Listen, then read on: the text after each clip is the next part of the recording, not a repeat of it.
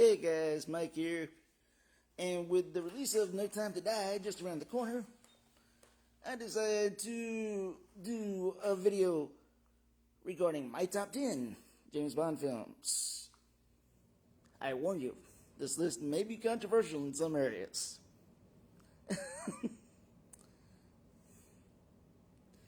So, here goes nothing. Make yourself a vodka martini, shaken not stirred, and strap in. Number 10, Goldfinger. What some consider Sean Connery's best James Bond outing, his third film, Goldfinger. I like it, and I do think it's worthy of a top 10 spot.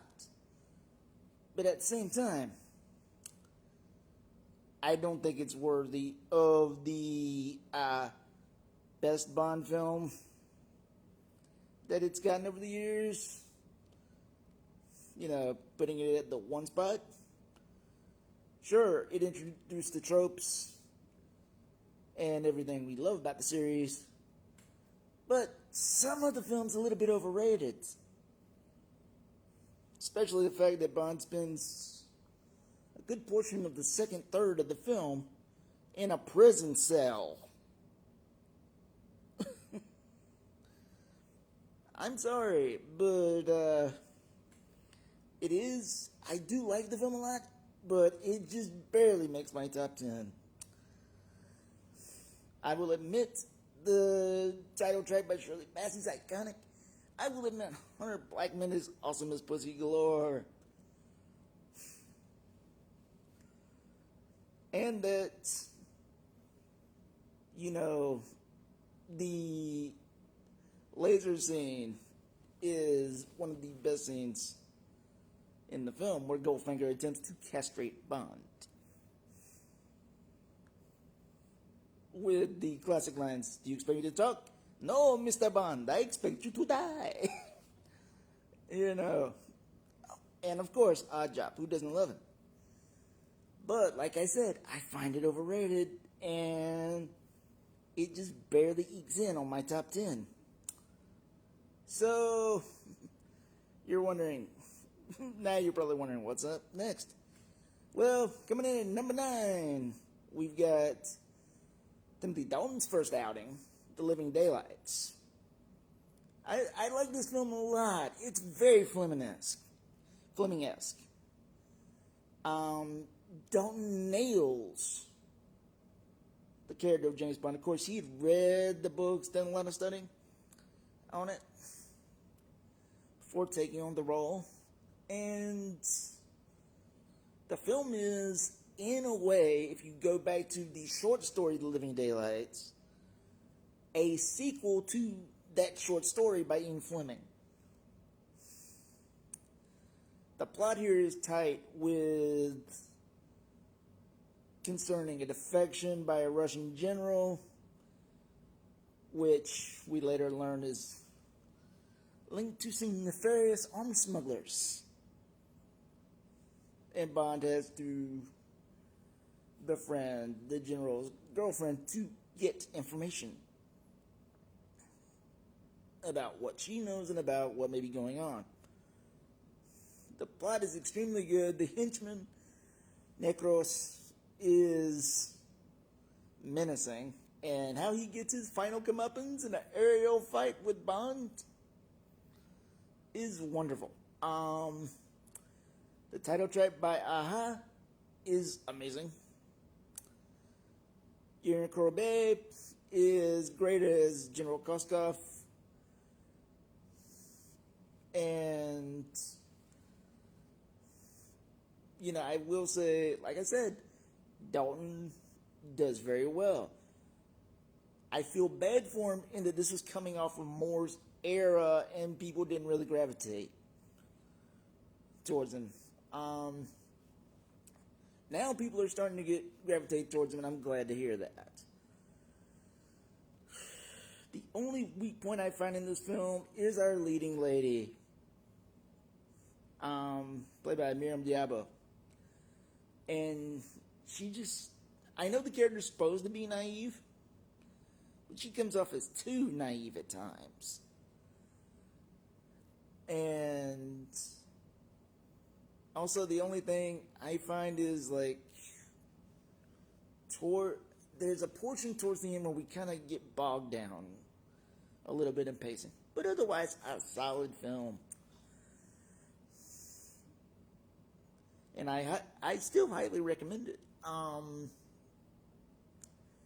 My number 8 pick, License to Kill. Timothy Dalton's second and last outing. Here, when a South American drug kingpin gets revenge on Bond's friend Felix Leiter after Felix and Bond captured him,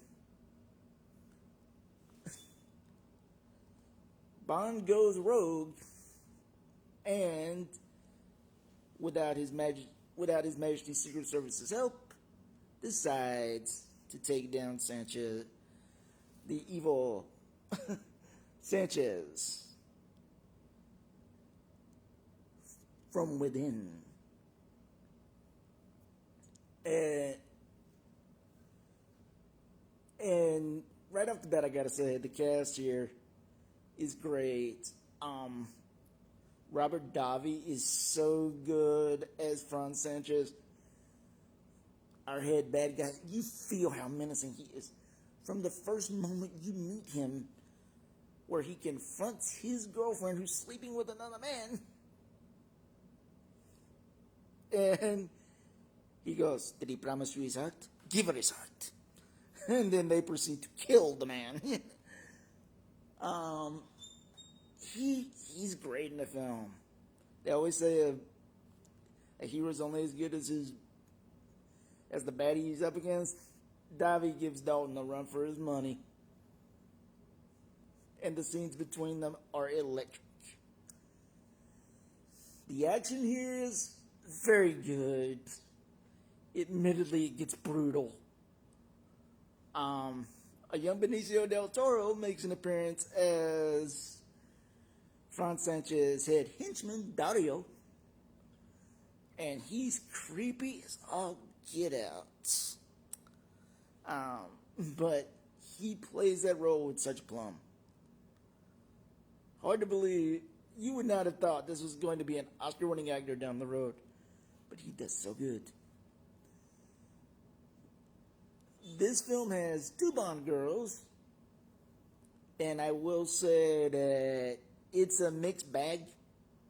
Because on the one hand, you've got the CIA agent Pam Bouvier, played by Carrie Lowell, who's tough as nails, can't handle herself, and is an equal to Bond in every way. When she gets in a dangerous situation, she don't need his help. She can kick her own butt. But then you've got the part that Talisa Soto plays, which is Franz Sanchez's girlfriend Lupe, and she's just there.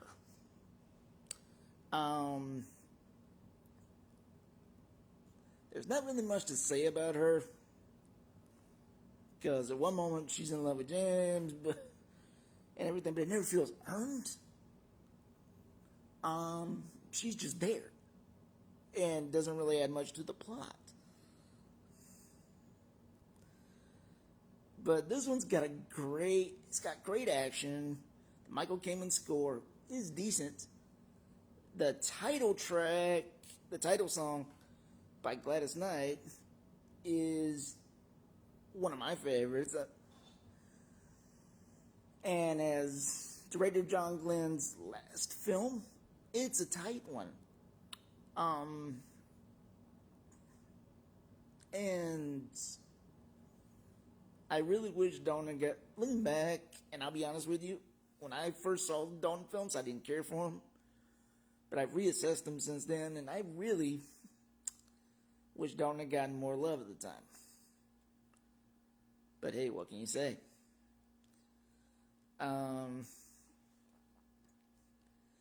Now we go on to another one from director John Glenn, and this is his second directing Roger Moore, Octopussy.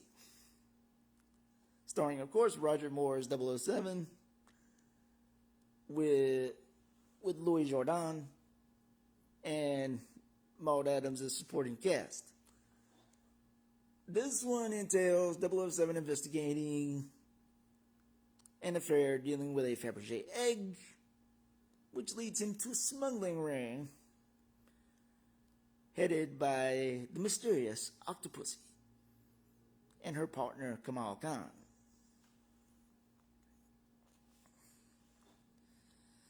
But not only does he have to deal with them, he also has to deal with an insane Russian general by the name of Orlov. And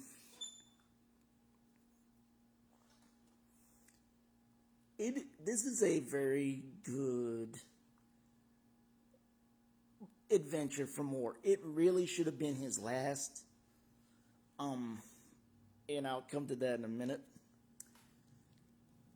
But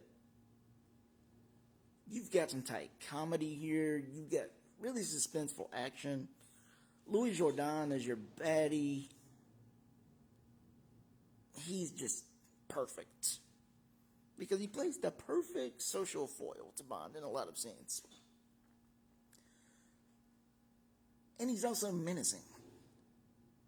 Not Frank Sanchez menacing, but still menacing. And of course he has his henchman Kabinder, who is played very silently, but boy do you feel him.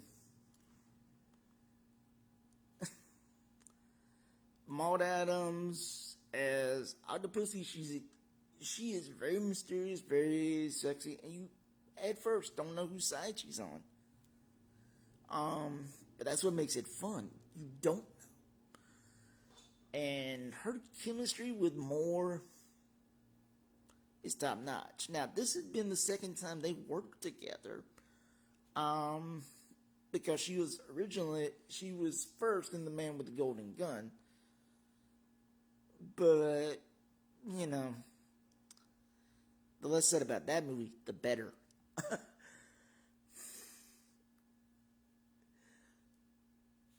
And here, her and Moore play off each other better than they did in that film. Also, the romance between them is more age appropriate than some had been for Moore in past films. And I'm not just saying this is my opinion, that was his opinion too. And yeah, the way this ends feels like it should have been more swan song. It really does. But we got one more from Moore after that, and that was A View to a Kill, which is a guilty pleasure of mine, but it ain't making no top 10.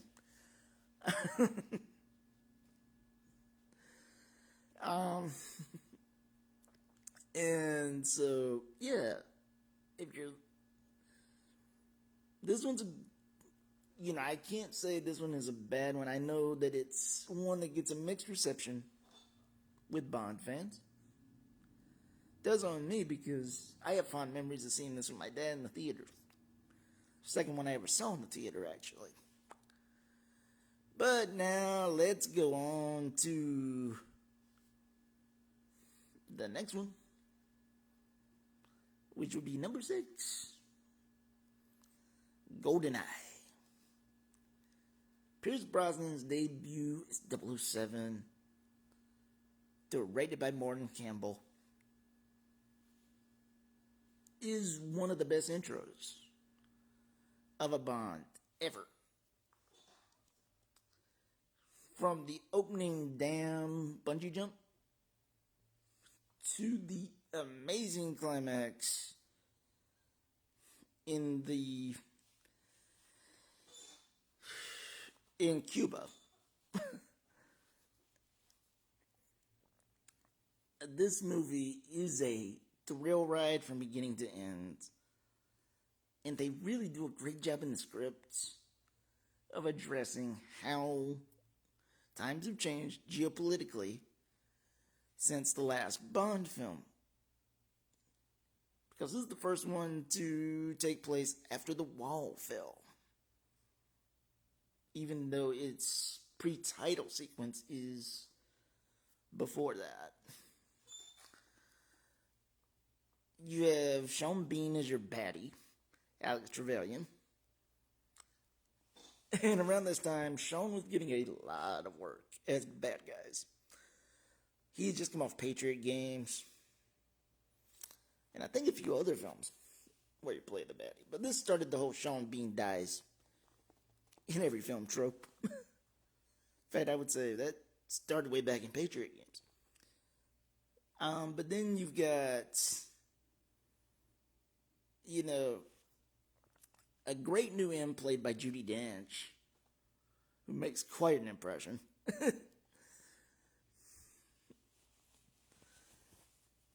Let's just say she's ice cold and she don't play.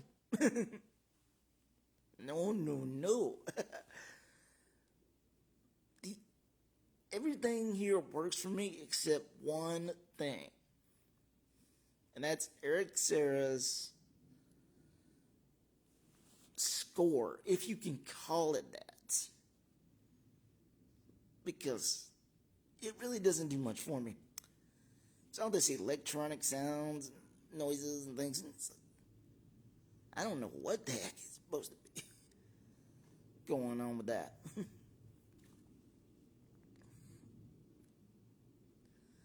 I'm just glad they only got him for one film.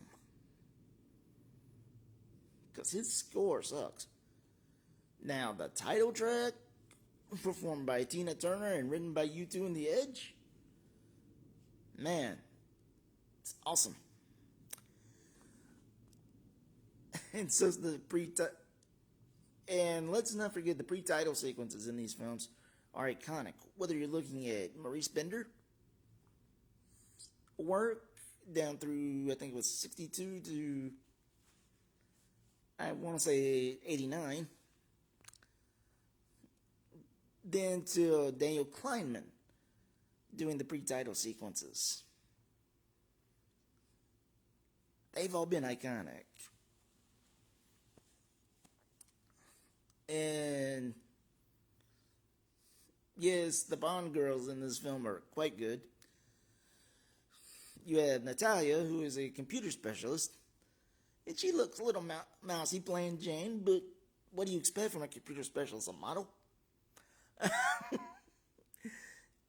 And then you got Famke Janssen's screen premiere, at least as far as I can tell, as Xenia Onatop, an assassin who kills men sexually with her thighs. No. You do not want to get in bed with this woman.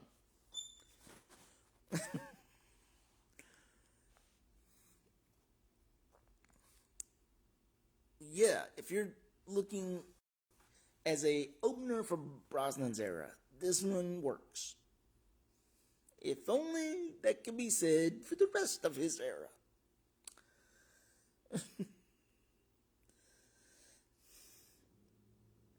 Because the rest of his era is filled with films that's, well, I'll say After Tomorrow Never Dies. I did like that one, but it doesn't make my top 10.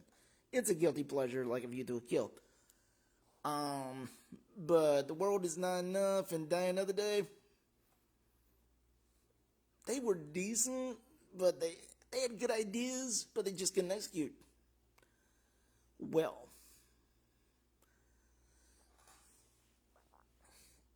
That's just my opinion on it. Too bad Pierce only had one knockout of the park. I feel bad for him in that regard. Because if you ever saw Remington Steele, this guy was born to play Bond. And he did it well, even when he was in a crap film. Let's be honest. Because his Bond was kind of a mix of Connery and Moore. I didn't feel any Dalton in there.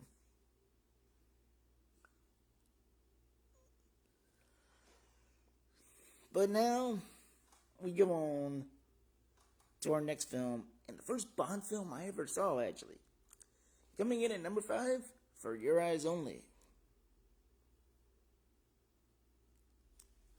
This one concerns Bond, as played by Roger Moore, tracking down the ATAC communicator, which has gone down in the British spy ship St. George's.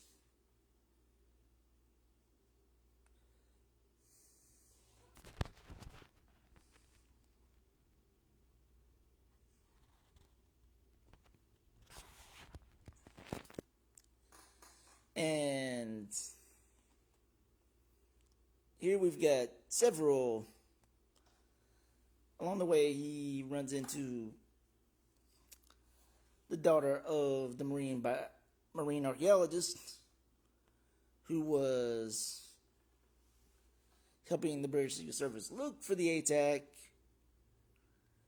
Melina Havelock, and then they get drawn into a tale which is full of double crosses, triple crosses, and spy games galore, where you can't tell who to trust.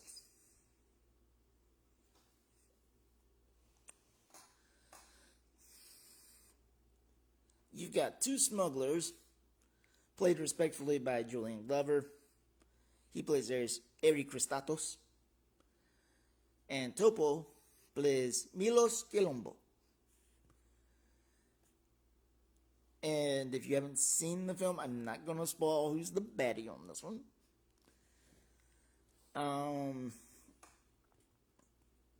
I would just say, watch and see.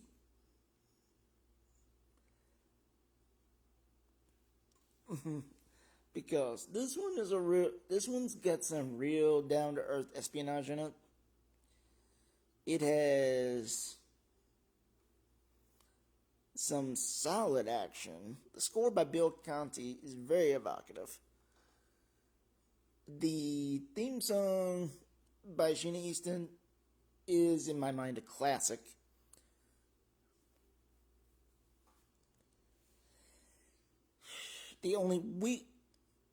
Carol Bouquet is great as Melina Havelock. She brings a sense of, you can feel the revenge that she wants to exact. The pain that she's feeling at the death of her parents.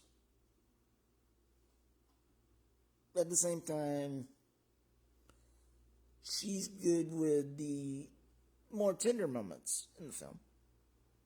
And Moore here he's in fine shape here. It's a great film for him.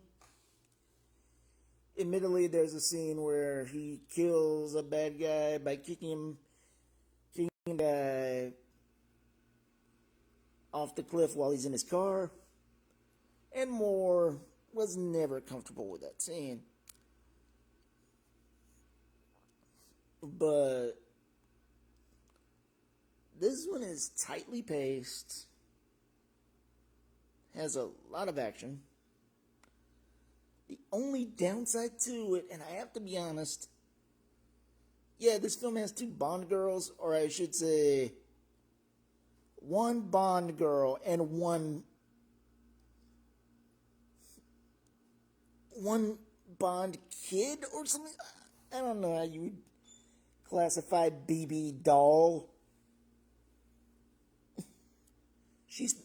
BB Doll, played by Lynn Holly Johnson, is the most annoying part of this film.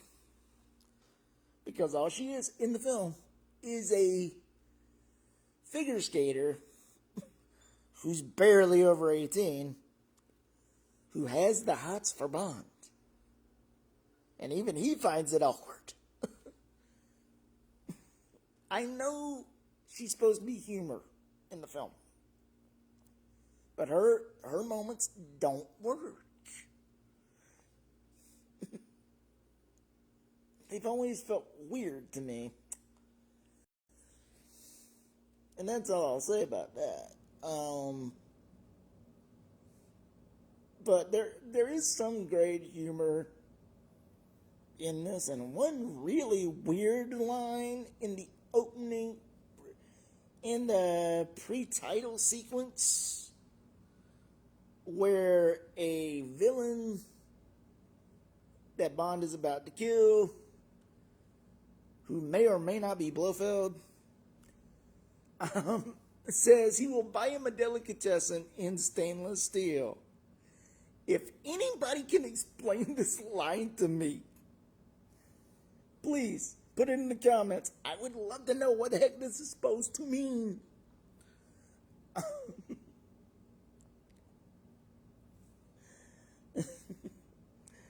But yeah, what can I say?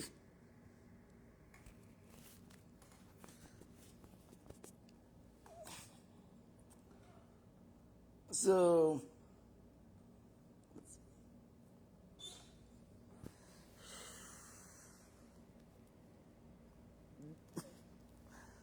next we have on Her Majesty's Secret Service.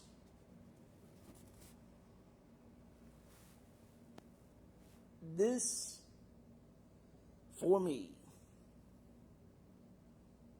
is one of the most emotional Bond films to ever exist. Now, does George Lazenby do a passable job as Bond? Yes, I'll admit it. He's not the best. And sadly, this is his only Bond film, thanks to him listening to his agent.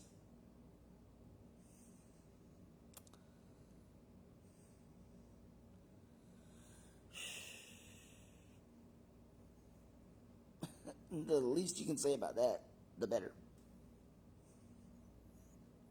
But Diana Rigg is great as Tracy, Bond's love interest for the film. Telly Savalas is the best Blofeld in the whole series. I will go on record for that. And the plot here involves Bond trying to take down Blofeld, who has a scheme to use beautiful women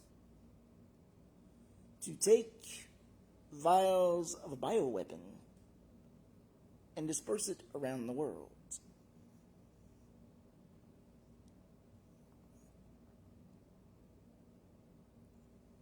And at the time, people thought this scheme was a little far-fetched. I don't think it's that far-fetched, to be perfectly honest. Especially when you consider bioterrorism these days.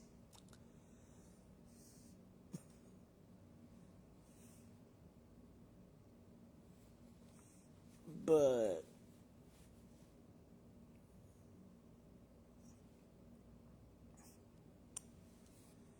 the score by John Barry is probably his best. And that opening title track, which is an instrumental, it'll get your heart pumping. I mean, it'll get you ready for the film. And the love theme for Tracy and Bond, We Have All the Time in the World, which is the last song Louis Armstrong ever recorded, by the way, is haunting and beautiful and just a piece of beautiful music all on its own. And I will be honest with you. While the action is great, while the characterization is great, nothing will prepare you for the ending of this film. Nothing. It is a true jaw dropper, and one that will stay with you.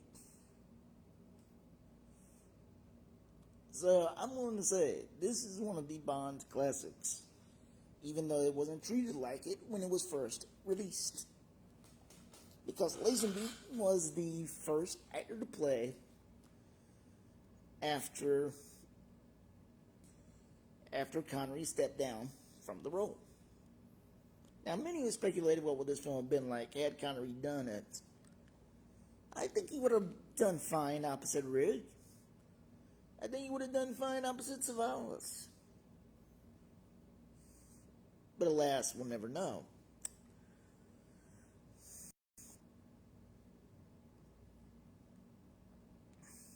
So now, we're coming into the home stretch. And here's the next one. From Russia with Love. Yep, I only have 2 Connerys on this list. And yes, this scored higher than Goldfinger.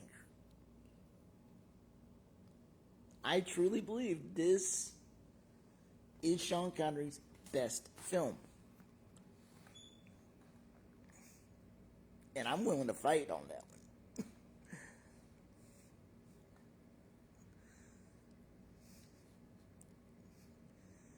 Here we have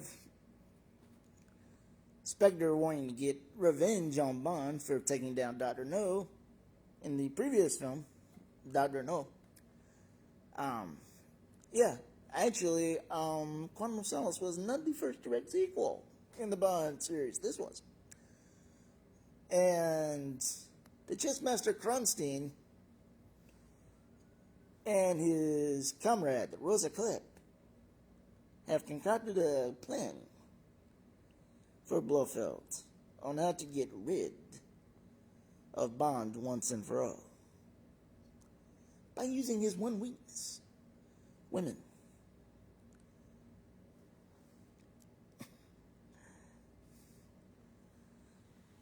So they send in a Russian clerk, played by Diana Bianchi,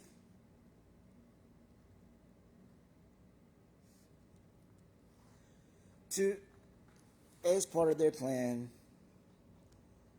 to have her seduce and kill Bond. And for the first piece of the bait,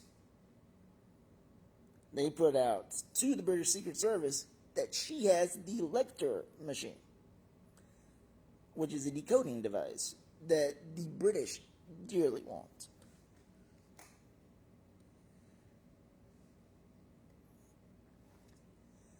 And so Bond is sent to Istanbul to look into what is behind this girl who is supposedly defecting, and can they possibly get the machine? Along the way, he runs into such allies as Kieran Bay, played delightfully by Pedro Armendáriz. Sadly, this would be his last film, as Armendáriz died shortly after from cancer that he had contracted on the John Wayne Genghis Khan film, The Conqueror. Yeah, John Wayne played Genghis Khan at one point, folks. Whew. That's all I gotta say. But, yeah, Bond teams up with Karen Bay to see what is going on with this scheme. Can this girl be trusted? Is this a honey trap? Can they get the Lecter and get her out without getting killed themselves? What he doesn't know is at the time, he's being shadowed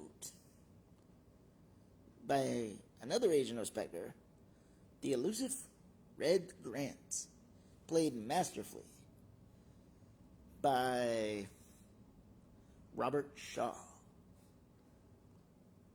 who most of you may know as Quint from Jaws.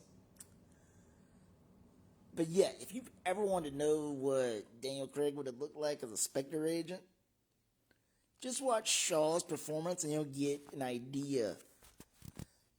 The climactic fight between him and Connery, well, the climactic scene between him and Connery, I should say, is pure gold. From the dialogue to the fight, and the fight is brutal. It is pure on man versus man. and no holds barred.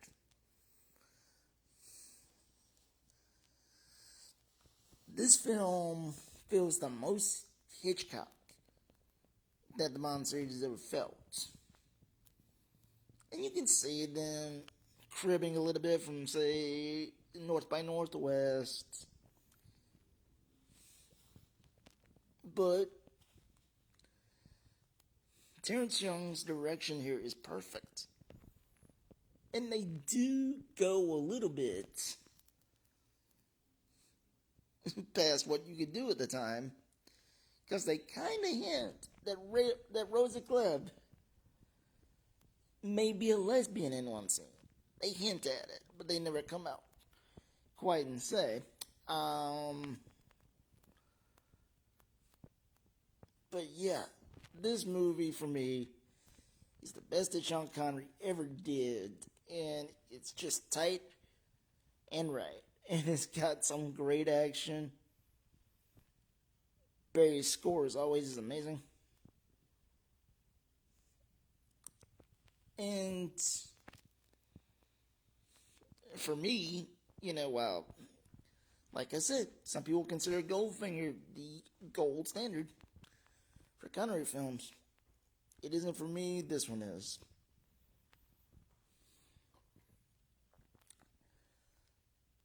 So now we're on to the top two. You're probably wondering, which ones are they? Well, I gotta admit, with these last two, I had to debate with myself which one gets the top spot. But I finally came down to it. So, number 2, Skyfall.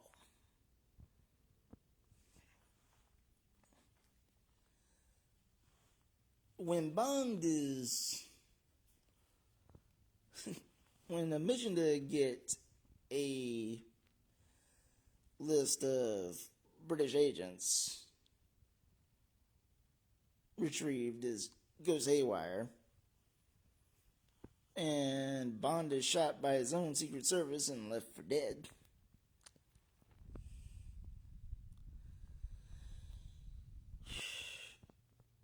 He ends up living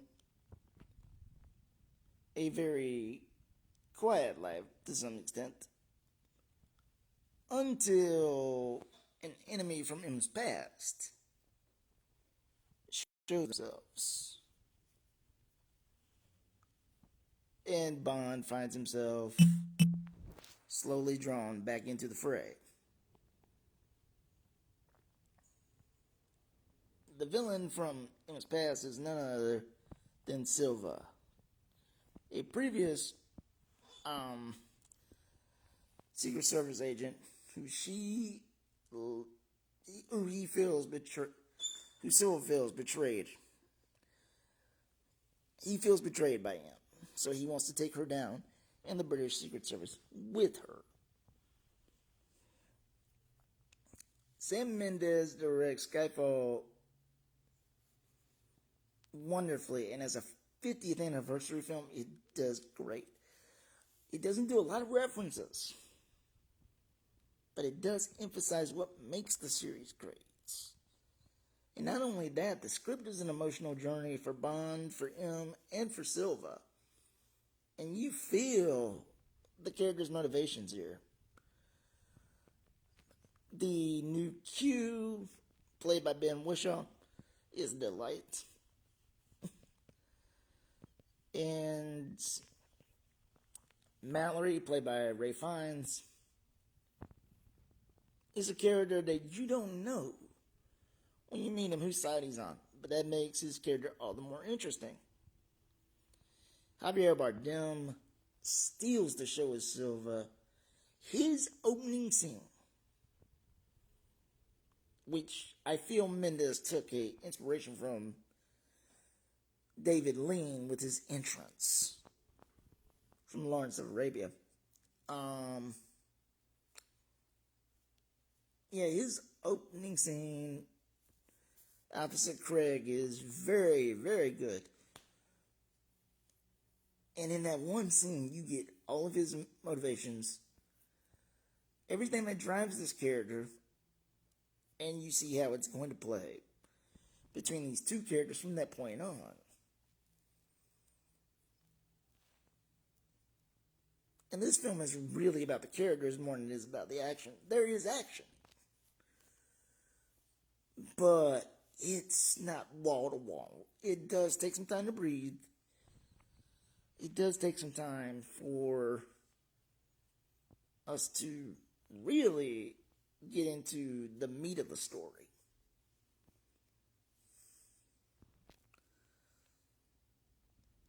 And about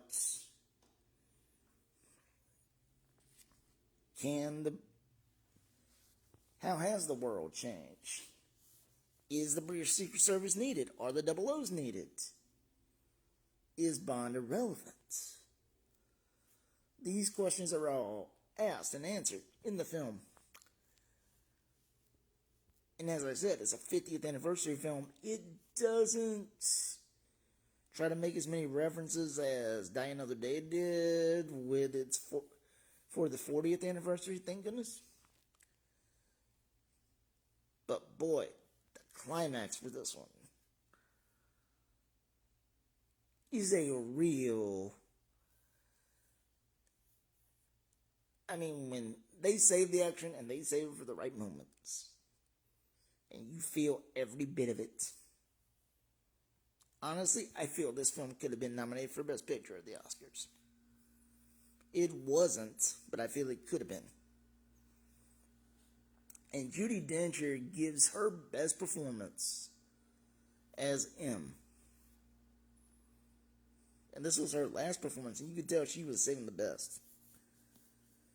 Craig plays off her wonderfully in this. As I said, Javier Bardem plays great off of all the actors he's given to work off of. You can tell he's relishing this character.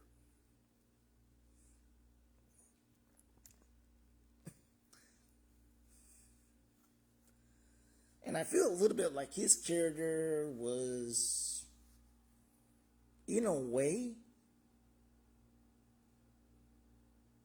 well, his character, they've always tried to do the villain who is the dark side of Bond. I think his character is the best representation of that.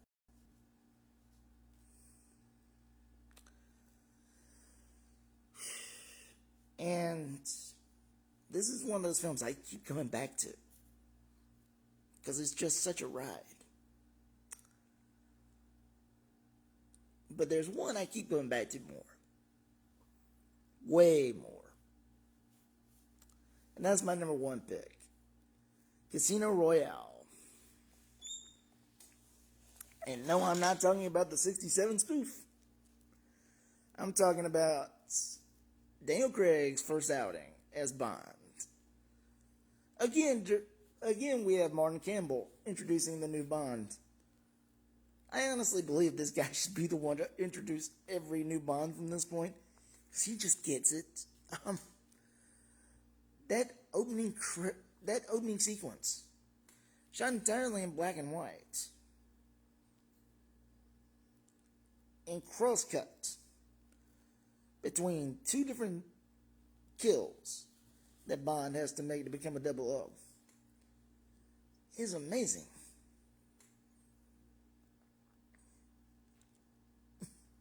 And just to do something that daring at the beginning of a Bond film by having it be all in black and white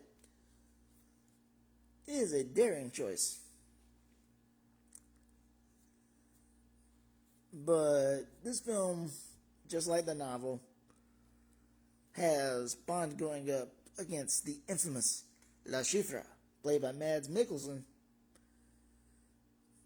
in a game of cards at Casino Royale in Montenegro. Along the way, you have to ask himself, who can he trust? Can he trust his contact, Renee Mathis? Can he trust the woman at his side, Vesper Lind? Can he trust his CIA counterpart, Felix Leiter?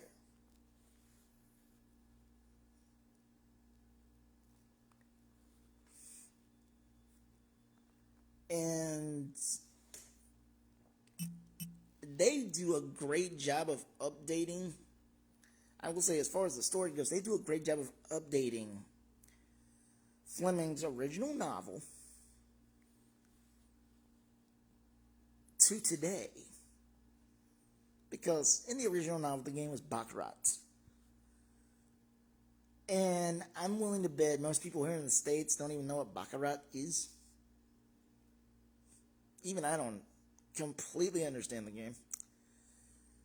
I've seen it played in other Bond films, but never quite got the gist of what it is.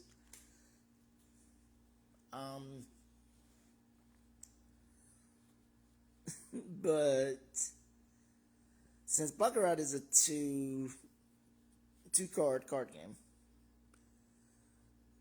they switched it to Texas Hold'em Poker.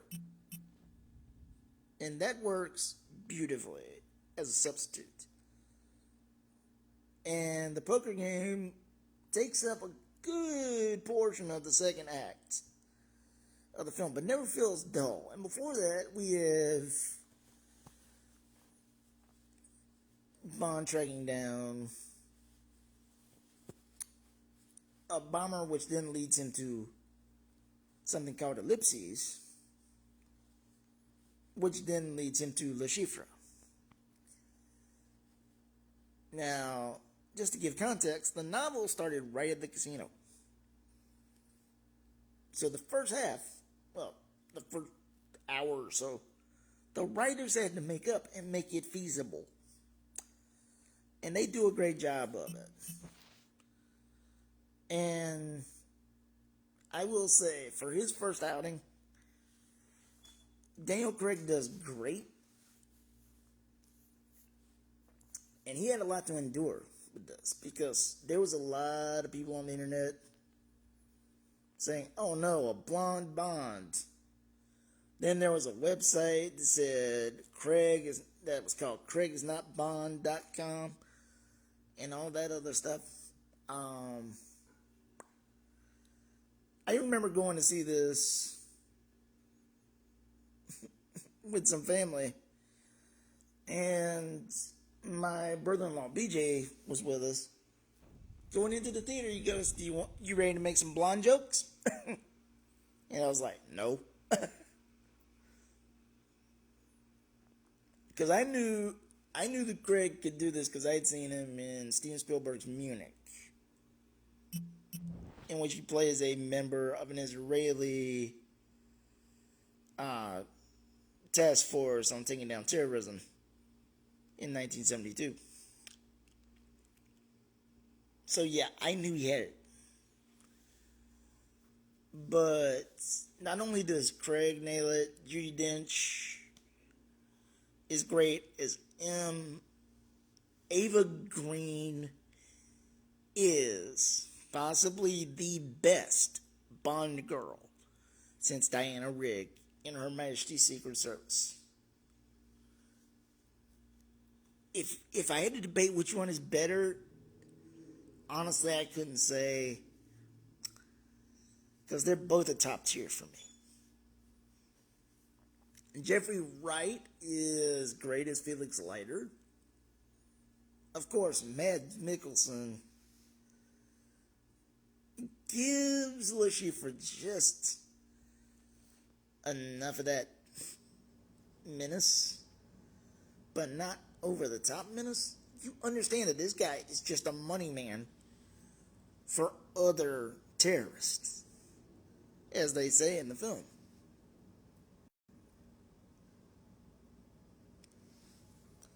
And he's doing this poker game to raise money back for the money that he lost.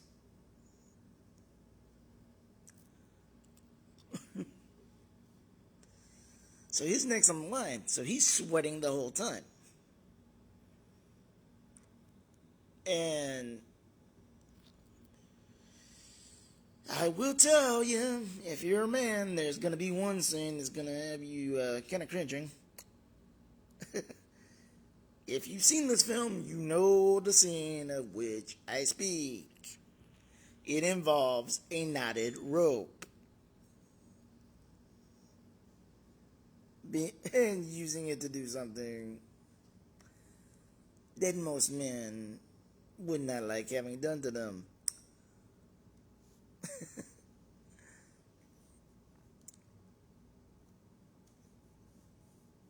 The cinematography here is great.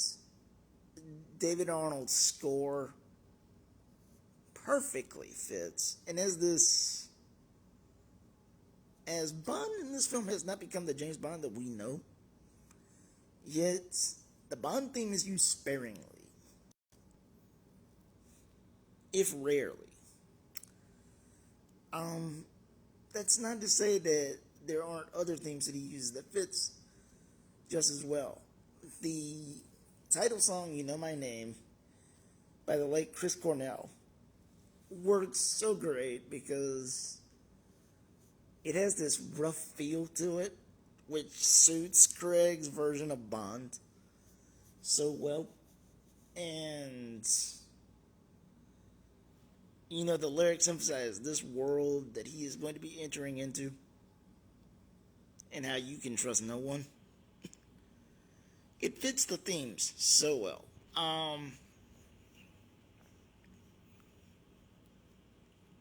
And this does not.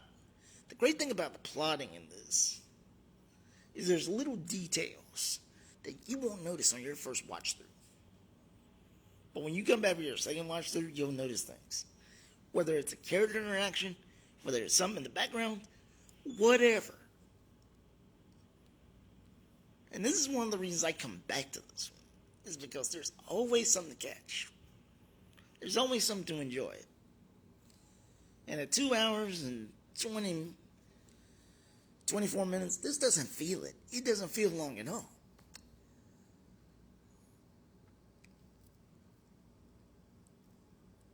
And its ending is just as emotional as on Her Majesty's Secret Service. They give each other a run for their money. And for me, this is quite possibly the best Bond film to date. Because not only is it extremely faithful to Fleming, but it was able to update itself in a way that didn't feel like by updating itself it was betraying the source material.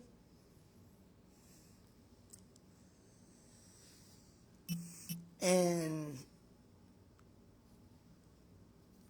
if you were to ask me who's the best Bond, I would of course have to say Sean Connery because he's the one that started it all. But I would definitely have to say that so far, for me, Daniel Craig is in the number 2 position because of how he plays the role. And how he plays the role is very Fleming-esque.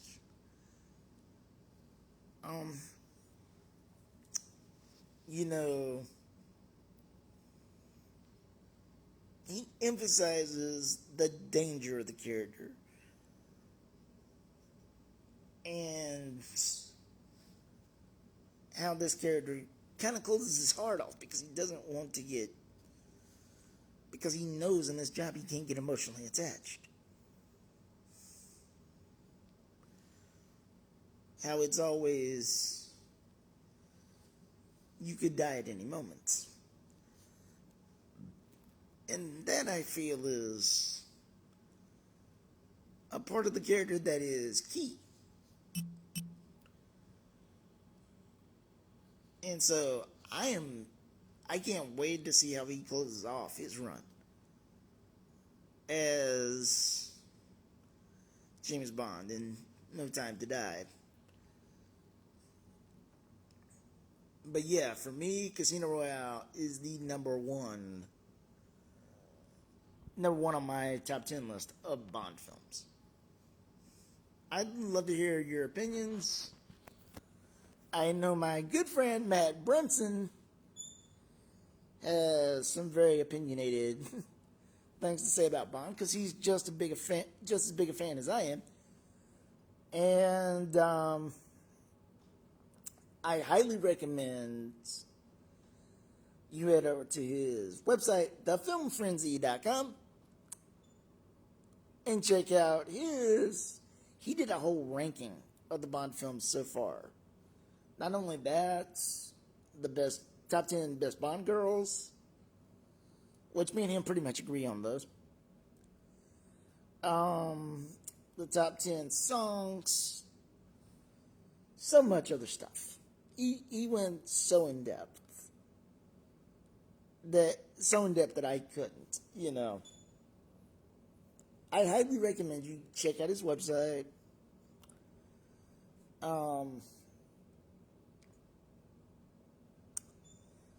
He is definitely the film critic I go to when I'm curious about a film that I'm not too sure about. Not only that, I consider him a good friend. But yeah, check out his rundown. And I would love if you guys would put some comments about, you know, the top 10 I've listed here. I know some of my picks were a little controversial, possibly. But I would love to hear what you guys have to say. Until next time, this is Barwick, Michael Barwick, signing out.